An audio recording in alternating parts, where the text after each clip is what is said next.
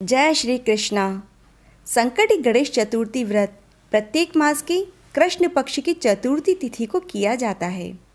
श्रावण मास की कृष्ण पक्ष की चतुर्थी को किया जाने वाले व्रत श्रावण संकट गणेश चतुर्थी व्रत कहलाता है। भविष्य पुराण में कहा गया है कि जब मन संकटों से घिरा हुआ महसूस करता है तो गणेश चतुर्थी का व्रत करना चाहिए। इससे जीवन में आ रहे सभी कष्ट दूर होते हैं और धर्म, अर्थ, मोक्ष, विद्या, धन व आरोग्य की प्राप्ति होती है। आइए सुनते हैं श्रावण मास गणेश चतुर्थी व्रत कथा।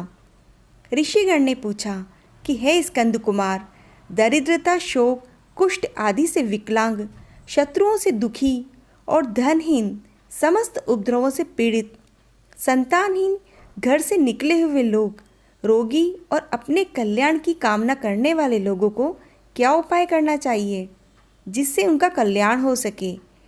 यदि आप इनका कोई उपाय जानते हो तो उसे अवश्य बताइए। यह सुनकर स्वामी कार्तिकेय जी ने कहा, हे ऋषियों, आपने जो प्रश्न किया है उसके निवारण के लिए मैं आपको एक शुभ फलदायक व्रत बताता हूँ। इस व्रत को करने से पृथ्वी के समस्त प्राणी सभी संकटों से मुक्त हो जाते हैं और यह व्रतराज महापुण्यकारी एवं मानवों को सभी कार्यों में सफलता प्रदान करने वाला है। इस व्रत को सर्वप्रथम युधिष्ठिर महाराज ने भगवान श्री कृष्ण से पूछा था। उन्होंने कहा, हे पुरुषोत्तम, ऐसा कौन सा उपाय है जिससे हम वर्तमान संकटों से मुक्त हो सकते हैं। हे गदाधर, आप सर्वज्ञ हैं, हम लोगों को आगे अब कष्ट न भुगतना पड़े, ऐसा उपाय बताइए। स्कंद कुमार जी ने कहा कि जब धैर्यवान युधिष्ठिर विनम्र भाव से भगवान कृष्ण से पूछने लगे तो मुरली मनोहर ने कहा, हे राजन, संपूर्ण कामनाओं को पूर्ण करने वाला यह एक बहुत ही गुप्त व्रत है। इस व्रत के संबंध में मैंने आज तक किसी को नहीं बताया। हे राजन, प्राचीन काल में सतयुग की बात है। पर्वतराज हिमालय की सुंदर कन्या पार्वती जी ने महादेव को पति के रूप में पाने के लिए गहन वन में जाकर कठोर तपस्या की थी, परंतु भगवान शिव प्रसन्न नहीं हुए। तब पार्वती जी ने अनादिकाल से वर्तमान गणेश जी का ध्यान किया तो गणपति जी आए और उन्हें देखकर पार्वती माता बोली, हे विघ्ननाशक गणेश जी, आप नारद जी के द्वारा बताए हुए व्रत के विधान को मुझसे कहो। गणेश जी ने कहा, हे सुरेश्वरी, अत्यंत पुण्यकारी एवं समस्त कष्ट नाशक व्रत को आप कीजिए। इसके करने से आपकी सभी आकांक्षाएं पूर्ण होगी और जो भी व्यक्ति इस व्रत को करेंगे उन्हें भी सफलता मिलेगी। श्रावण कृष्ण चतुर्थी की रात्रि में चंद्रोदय होने पर उनका पूजन करना चाहिए और उस दिन मन में संकल्प करें कि जब तक चंद्रोदय नहीं होगा मैं निराहार रहूंगी, पहले गणेश पूजन करके ही भोजन करूंगी। मन में ऐसा निश्चय करना चाहिए। इसके बाद सफ़ेद तिल से स्नान करें और फिर गणपति जी का पूजन करें। गणपति जी के पूजन में सामर्थ्य हो तो स्वर्ण की मूर्ति का पूजन करें और अभाव में चांदी अथवा मिट्टी की मूर्ति की ही पूजा करें। अपनी शक्ति के अनुसार सोने, चांदी, तांबे अथवा मिट्टी के कलश में जल भरकर उस पर गणेश जी की प्रतिमा स्थापित करें। मूर्ति की षोडशोपचार विधि से भक्ति पूर्वक पूजन करके मूर्ति का ध्यान करें। हे लंबोदर, 4 भुजा वाले, 3 नेत्र वाले, लाल रंग वाले, हे नील वर्ण वाले, शोभा के भंडार, प्रसन्न मुख वाले गणेश जी, मैं आपका ध्यान करती हूँ। हे गजानन, मैं आपका आवाहन करती हूँ। हे विघ्नराज, आपको मेरा प्रणाम है। यह आसन है। हे लंबोदर, यह आपके लिए पाद्य है। हे शंकर सुवन, यह आपके लिए अर्घ्य है। हे उमापुत्र, यह आपके लिए स्नानार्थ जल है। हे वक्रतुंड, यह आपके लिए आचमनीय जल है। हे शूर्पकर्ण, यह आपके लिए वस्त्र है और आपके लिए यह यज्ञोपवीत है।